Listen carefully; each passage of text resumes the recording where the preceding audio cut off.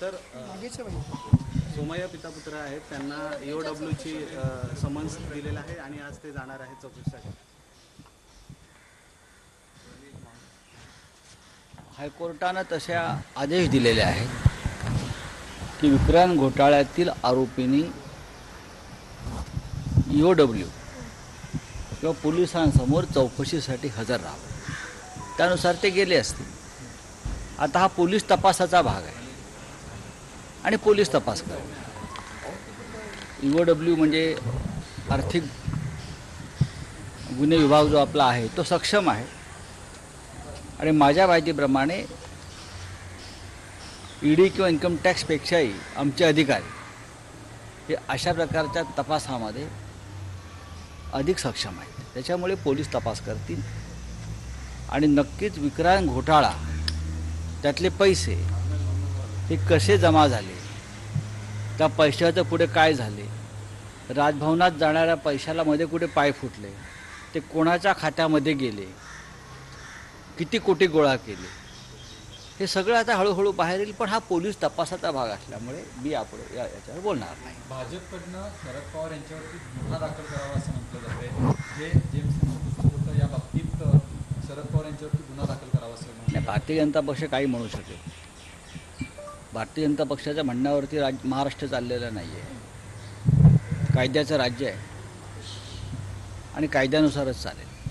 Sir, Hindi में जानना चाहेंगे कि अयोध्या की घोषणा शिवसेना ने की है, इसके पहले भी उद्धव ठाकरे देखो, बात ऐसी है कि अयोध्या की घोषणा या अयोध्या में जाने का फैसला शिवसेना ने किया है, ये प्रश्न गलत है. शिवसेना हमेशा अयोध्या में जाती रही है और हमारा और अयोध्या का जो रिश्ता है वो पॉलिटिकल नहीं है, वो चुनाव का नहीं है, वो कोई षड्यंत्र का भाग नहीं है. जब से अयोध्या का आंदोलन शुरू हो गया तब से शिवसेना और अयोध्या में एक रिश्ता है, एक इमोशनल रिलेशन है, एक श्रद्धा का एक हमारा रिश्ता है. तो जारी रहेगा. जब सरकार हमारी नई थी तब भी हम जाते थे, आंदोलन में थे, और महाराष्ट्र में सरकार बनने के बाद भी मुख्यमंत्री 2 बार जा चुके हैं. बीच में कोविड के कारण हम लोग वहाँ नहीं जा पाए, तो रामलल्ला का दर्शन करना हमारा कर्तव्य है. वहाँ और भी कुछ हमने काम निकाले हैं, खास करके यात्री निवास का काम है. मुख्यमंत्री ने घोषणा की थी उस वक्त, उस बारे में अगर हम कुछ कर सकते हैं तो उस बारे में हम जाकर वहाँ सोच लेंगे. बहुत से काम है वहाँ. अयोध्या प्रभु श्री राम का आशीर्वाद हमेशा शिवसेना को मिला है और इसलिए कि हमारा मन साफ है. हम जो भी करते हैं राजनीतिक फायदे तोटे के लिए नहीं करते हैं, हम श्रद्धा के नाते करते हैं. पर अभी राज ठाकरे इन्होंने जाने दो, कोई भी जाने दो. प्रभु श्री राम के चरणों में किसी को जाना है खुले मन से, साफ मन से, तो जाना चाहिए. अगर आप राजनीतिक भाव से चले गए तो रामलल्ला मदद नहीं करता. संभाजीनगर जैसे सेंसिटिव एरिया में राज ठाकरे ने रैली का आयोजन किया. जाने दो. जिसको कहा सरकार को कोई चुनौती नहीं है, ना शिवसेना को चुनौती है. मराठवाड़ा की जनता, खास करके संभाजीनगर की जनता है जो है, हमेशा शिवसेना को समर्थन देते आई है, बाला साहब ठाकरे जी को अपना नेता मानते आई है. तो अगर किसी को वहाँ सभा लेना है, क्या करना है, वो उनकी मर्जी है.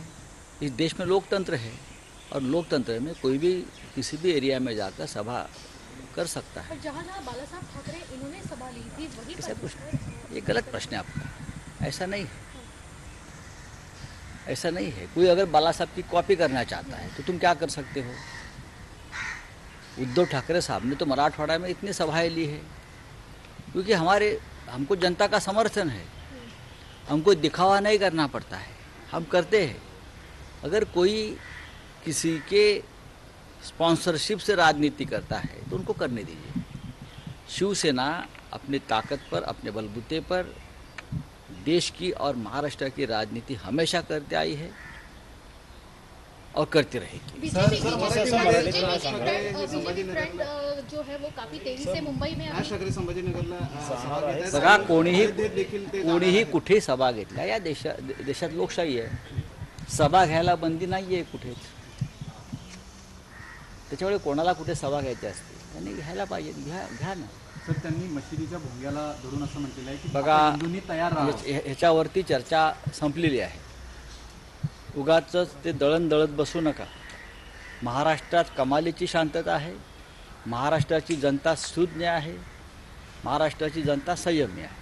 बरं का, कोण काय करतं आहे आणि कोणाच्या सांगण्यावरून करतं आहे हे या जनतेला कळतं, महाराष्ट्राच्या देशाला, आणि ते पुरेसं आहे.